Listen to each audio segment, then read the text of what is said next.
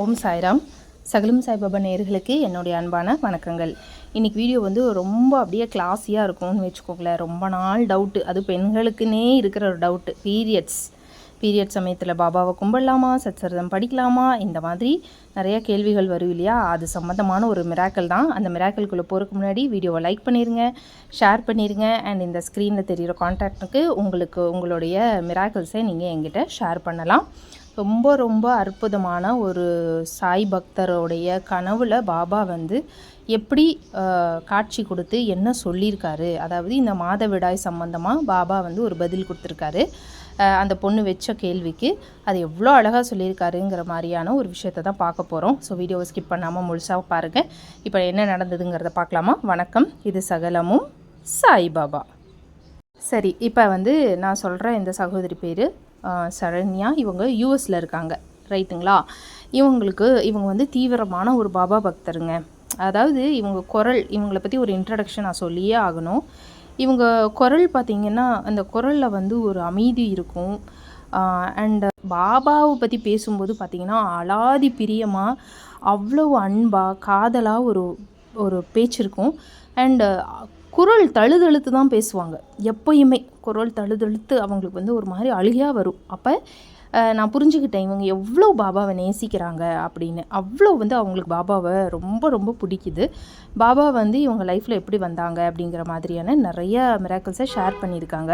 அதை நம்ம பின்னாடி பார்க்கலாம். பட் எனக்கு பிடிச்ச ஒரு மிராக்கிளை தான் நான் ஃபஸ்ட் எடுத்து விடுறேன் இன்றைக்கி, ஓகேங்களா.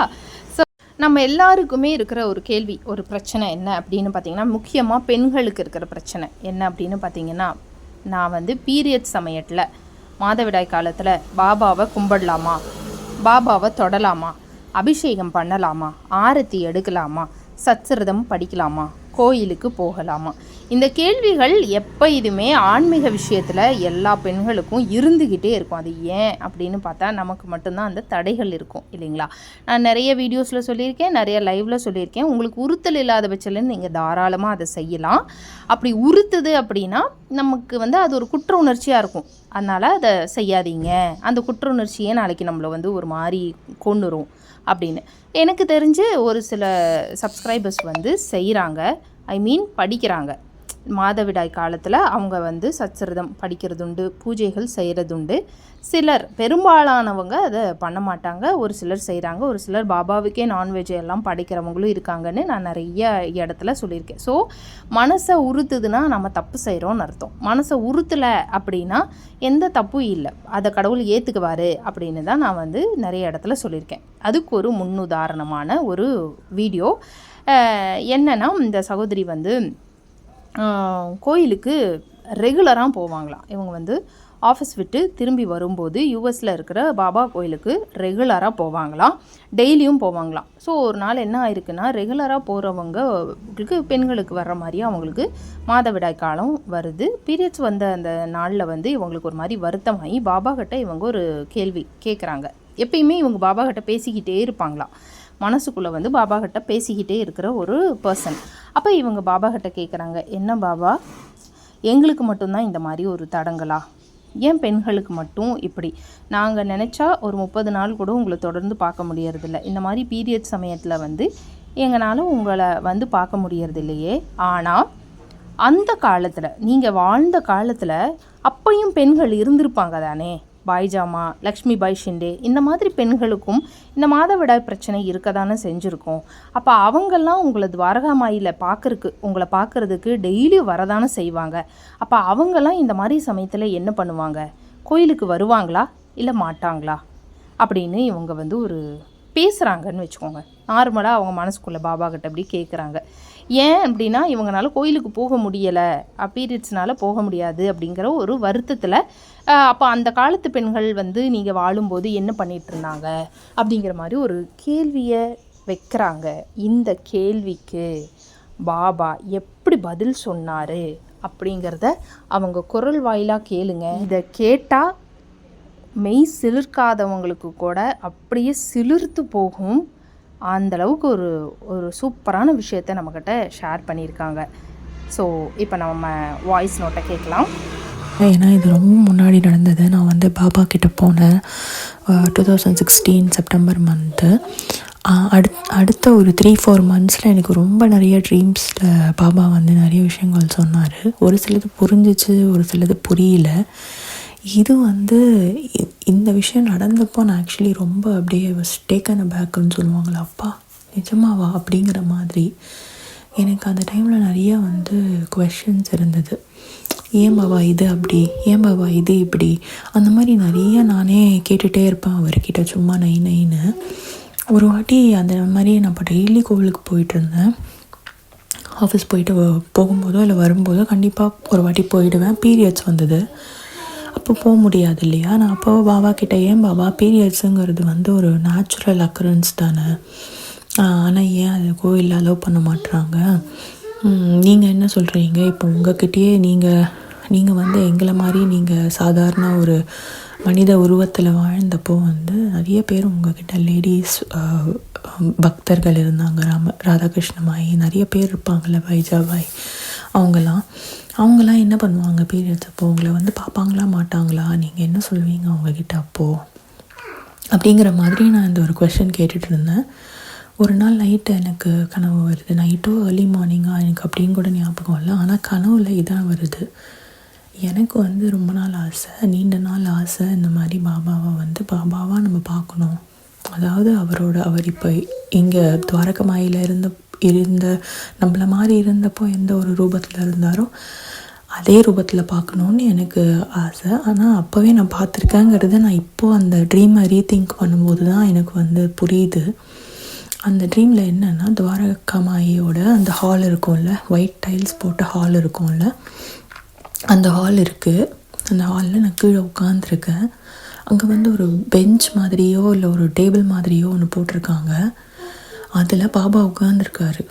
அப்படியே பாபா வந்து நிஜ ஸ்வரூபமாக அப்படியே உட்காந்துருக்காரு. வெள்ளை கலரில் தலையில் வந்து அந்த இது கட்டிட்டு ஒயிட் கலரோட ட்ரெஸ்ஸில் போட்டு அப்படியே உட்காந்துருக்காரு. என்னால் வந்து அந்த கனவுல கூட இப்போ யோசித்தா கூட என்னால் அந்த ட்ரீமில் வந்து அந்த ஃபீலிங் எனக்கு தெரியுது. ஒரு மாதிரி எனக்கு அப்படியே உடம்புலாம் சிலிர்க்குது. நானும் உட்காந்துருக்கேன், கீழே தரையில் உட்காந்துருக்கேன். அப்போ வந்து பாபா என்னை பார்த்துட்டு இருக்காரு, நானும் அவரை பார்த்துட்ருக்கேன். திடீர்னு நான் திரும்பி பார்க்குறேன், எனக்கு பீரியட்ஸ் ஆகுது. அந்த ஒயிட் டைல்ஸ் ஃபுல்லாக என்னை சுற்றி வந்து பிளட்டாக இருக்குது. நான் திரும்பி பாபாவை பார்க்குறேன். அப்போ அவர் வந்து என்கிட்ட சொல்கிறாரு, என்ன பார்த்துட்ருக்க, ஆர்த்தி எடு எனக்கு அப்படின்னு சொல்கிறாரு. ஆனால் பாபா நான் இந்த மாதிரி இருக்கே நீ எடுன்னு சொல்கிறேன்ல அப்படின்னு சொல்கிறாரு.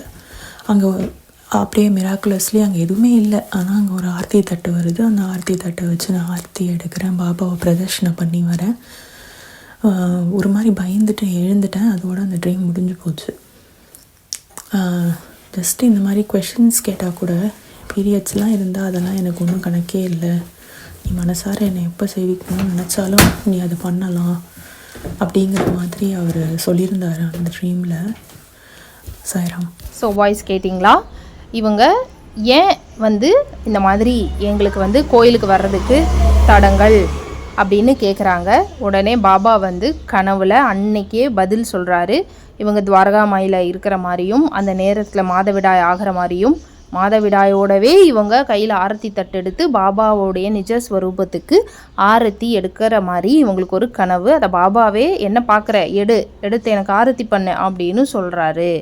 அப்படின்னா இதில் வந்து ரொம்ப முக்கியமாக 2 பாயிண்ட்டை நம்ம நோட் பண்ண வேண்டியது இருக்குது. முதல் பாயிண்ட் என்னென்னா, இது எனக்கு ஒரு பெரிய விஷயம் கிடையாது. ஆத்மார்த்தமான பக்திக்கு முன்னாடி இதை நான் பெரிதுபடுத்துவது இல்லை. நீ மனதளவில் என்ன நினைக்கிறியா, தியானிக்கிறியா, நிஜமாலுமே உனக்கு என் மேலே அன்பு பாசம் பக்தி இருக்கா, அதைத்தான் நான் பார்ப்பேனே தவிர்த்து நீ எனக்கு கோயிலுக்கு வரலையா, இந்த பீரியட்ஸ் உனக்கு ஆயிருக்கா இல்லையா, இது எனக்கு 2ஆம் பட்சம்தான். ஸோ நீ எல்லா நேரமும் என்னை நினைக்கலாம், தியானிக்கலாம், நீ விருப்பப்பட்டால் நீ என்ன வேணாலும் செய்யலாம் அப்படிங்கிறத பாபா வந்து உணர்த்திட்டாரு. 2வது முக்கியமான பாயிண்ட், நான் ரொம்ப கேஷுவலாக அவர்கிட்ட பேசினேன், ஒரு கேள்வியை வச்சேன், அந்த கேள்விக்கு உடனடியாக அவர் எனக்கு பதில் கொடுத்தாரு அப்படின்னு சொன்னாங்க. இது ரொம்ப ரொம்ப ரொம்ப முக்கியமான பாயிண்ட். ஏன் அப்படின்னா, எத்தனை பேர்த்துக்கிட்ட போய் நம்ம கேள்வி வந்து நம்ம என்கிட்டயே வர்றீங்க இல்லையா, பாபா கிட்ட கேளுங்க, கேட்டு சொல்லுங்கன்னு நீங்கள் கேள்வி வச்சா உங்களுக்கே பதில் நேரடியாக வரும் அப்படிங்கிறதுக்கு இது ஒரு உதாரணம், இது ஒரு பெரிய சாட்சி. ஏன்னா நான் மனதளவில் பாபா கிட்ட எப்பயுமே பேசிக்கிட்டு இருக்கிற ஒரு பொண்ணு அப்படின்னு சொல்கிறாங்க இவங்க, என்கிட்ட சொன்னாங்க. அப்படி மனசுக்குள்ளே இவங்க பாபா கிட்ட கேட்ட ஒரு கேள்விக்கு அன்னைக்கு ராத்திரியே அதை ரிலேட்டடான ஒரு கனவை அப்படியே பிக்சர் பர்ஃபெக்டாக ஒன்று கொடுத்து பதில் கொடுத்துருக்காரு. அப்படின்னா நீங்கள் வைக்கிற கேள்விக்கு அவர் கொடுக்காம இருப்பாரா? கொடுக்கல அப்படின்னா இன்னும் சிறிது காலம் நீங்கள் காத்திருக்கணும்னு அர்த்தம். அவ்வளவுதானே, காத்திருப்பு மட்டும்தானே அவர் நம்மகிட்டேருந்து எதிர்பார்க்குற அதிகபட்சமான பக்தி, அதிகபட்சமான தட்சணை. அவர் கேட்குறது என்னென்னா காத்திருப்பும் பொறுமையும் மட்டும்தானே. ஆனால் அது நம்மகிட்ட இல்லாத போது நாம் எப்படி பக்தி பண்ண முடியும்? நாம் எப்படி அவரை தியானிக்கிறோம், பக்தி பண்ணுறோன்னு நம்ம சொல்ல முடியும்? சொல்லவே முடியாது இல்லைங்களா? அப்போ நீங்கள் உங்களுக்கு ஒரு கேள்வி இருந்தால் அதை மனதளவில் திரும்ப திரும்ப பாபா கிட்ட கேளுங்க, ஆத்மார்த்தமாக கேளுங்க, அன்போடு கேளுங்க, பக்தியோடு கேளுங்க. நீ சொல்லும்போது சொல்லுங்கள், நான் காத்திருக்கிறேன்னு உண்மையான மனதோடு சொல்லுங்கள். அவர் உங்களுக்கு நேரடியாக யாருடைய உதவியும் இல்லாமல், மீடியேட்டர் யாரும் உங்களுக்கும் பாபாவுக்கும் நடுவில் எந்த ஒரு பக்தரும் மீடியேட்டரும் தேவையே இல்லை, நேரடியாக அவர் உங்ககிட்ட பேசுவார், கனவு மூலயமா சொல்லுவார். இப்போ இவங்களுக்கு இந்த சகோதரிக்கு அவர் சொல்லலையா? இது மாதிரி அவர் நிச்சயமாக சொல்லுவாருங்கிறது ரொம்ப ரொம்ப முக்கியமான பாயிண்ட். சரி, இப்போ இந்த கனவுக்கு அப்புறம் இந்த சகோதரி என்ன பண்ணாங்க? அப்போ அதுலேருந்து இவங்க வந்து மாதவிடாய் காலத்தில் கோயிலுக்கு போக ஆரம்பிச்சிட்டாங்களா? அப்போ நாங்களும் போகலாமா அப்படின்னு நீங்கள் நிச்சயமாக கேட்பீங்க. அதுக்கான விடை என்ன அப்படின்னா, அதாவது இந்த கனவுக்கு அப்புறம் இந்த சகோதரி வந்து கோயிலுக்கு போகிறாங்களா, அதாவது பீரியட் சமயத்துலேயும் கோயிலுக்கு போகிறாங்களா அப்படின்னு நீங்கள் கேட்டால் இல்லை, போகிறதில்ல தான். அவங்க இப்போயும் போகிறதில்ல தான். ஆனால் வீட்டில் அவங்க வந்து பூஜை அறைக்குள்ளேயே, அதாவது பூஜை அறையை க்ராஸ் பண்ணாமையே இருக்கிற மாதிரியான சில விஷயங்களையெல்லாம் கொஞ்சம் தகர்த்து இப்போ வந்து அவங்க பாபாவை தொடுறதும், ஃபோட்டோவை தொடுறதும், கொஞ்சம் பூஜை அறைக்கு நெருங்கிறதும், ஆரத்தி பாடல் கேட்குறது, இது எல்லாமே அவங்க வந்து இப்போ நான் நார்மல் பண்ணியிருக்கேன், நான் பண்ணிட்டு தான் இருக்கேன். முதல்ல இதெல்லாம் பண்ணாமல் ரொம்ப ஸ்ட்ரிக்டாக இருந்தேன், பட் இப்போ அதெல்லாம் நான் வந்து கொஞ்சம் நார்மலைஸ் பண்ணிட்டேன் அப்படின்னு சொல்கிறாங்க. இப்போ நீங்கள் எனக்கு கேட்குற கேள்விக்கு இந்த வீடியோலேயே உங்களுக்கு பதில் இருக்குது. நீங்கள் உங்கள் மனசுக்கு உட்பட்டு, நான் இவ்வளோ நாளாக என்ன சொல்லிக்கிட்டு இருக்கேனோ அதையே தான் நான் திரும்பவும் சொல்கிறேன். உங்கள் மனசுக்கு உட்பட்டு உங்களுக்கு என்ன செய்யணும்னு தோணுதோ அதை நீங்கள் தாராளமாக செய்யலாம். உங்கள் மனம் உறுத்தாத பட்சத்தில் நீங்கள் எது செய்தாலும் தவறில்லை. மனம் உறுத்தும் பட்சத்தில் செய்கிறது தவறு அப்படிங்கிறத புரிஞ்சுக்கிட்டு அதை செய்யாமல் இருக்கலாம். அப்படி இல்லைன்னா உங்களுக்கு பர்சனலாக பாபா கிட்ட நான் என்ன செய்யட்டும்னு நீங்கள் எனக்கு சொல்லுங்கள் பாபா பர்சனலாக அப்படின்னு உங்களுக்கு கேட்கணும்னு தோணுதுன்னா நீங்கள் ஒரு கேள்வி வையுங்க. உங்களுக்கு அவர் என்ன பதில் சொல்கிறாரோ அந்த பதில் வச்சு அதன்படி நீங்கள் கடைப்பிடிச்சிட்டு உங்கள் பக்தியை நீங்கள் கொண்டு போகலாம். என்னுடைய கருத்து என்னென்னா, பாபாவை எல்லாரும் ஒரே மாதிரி தான் கும்பிடுறோமா அப்படின்னு கேட்டால் இல்லை. அவங்கவங்க வசதிக்கு ஏற்ப அவங்கவங்களுடைய சிச்சுவேஷனுக்கு ஏற்றாப்படி தான் நம்ம கும்பிடுறோம். எல்லாருனாலையும் 4 வேளை ஆரத்தி பண்ண முடியாது. ஒரு வேளை ஆரத்தி பண்ணுறவங்களும் உண்டு, 4 வேளையும் ஆரத்தியே பண்ணாமல் அவரை மனசில் நினைக்கிறவங்களும் உண்டு. அந்த மாதிரி பலவிதமாக அவங்கவங்க சூழ்நிலைக்கு தகுந்த மாதிரி தான் எல்லாருமே பாபாவை பக்தி பண்ணிக்கிட்டு இருக்கோம். அப்படி உங்களுக்கு அவரை எப்படி வணங்கணும்னு தோணுதோ அப்படி நீங்கள் தாராளமாக வணங்கலாமே தவிர அவரை நினச்சி நீங்கள் எதுக்காகவும் பயப்பட வேண்டாம். இதை செஞ்சால் குற்றமாயிருமா, இதை செஞ்சால் பாபா என்னை தண்டிச்சிருவாரா, பீரியட் சமயத்தில் நான் சச்சரம் தொட்டால் எனக்கு பாபா தண்டனை கொடுப்பாரா அப்படின்னு கேட்குறவங்களுக்கு நிச்சயமாக அவர் தண்டிக்க மாட்டார் அப்படிங்கிறது உறுதியாக என்னால் சொல்ல முடியும். ஏன்னா அந்தளவுக்கு நம்ம எந்த பெரிய தப்பும் பண்ணலை. ஸோ தெரிஞ்சு நாம் ஒரு தப்பு பண்ணால் மட்டும்தான் அது வந்து தவறு அப்படிங்கிறத பாபா ஃபஸ்ட்டு உணர்த்துவார். அதுக்கப்புறம் தான் நம்மளுக்கு வந்து சின்ன சின்ன தண்டனை கொடுப்பாரு. தெரியாமல் செய்யும்போது அவரே வழியை வந்து நீ செய்கிறது தவறுமா, இதை இப்படி தான் செய்யணும்னு நமக்கு கனவுலையே காட்சி மூலமாக சொல்லிட்டு போயிடுவார். அவர் டைரெக்டாகவே நம்மக்கிட்ட சொல்லுவார் நீ செய்கிறது தப்பு அப்படின்னு.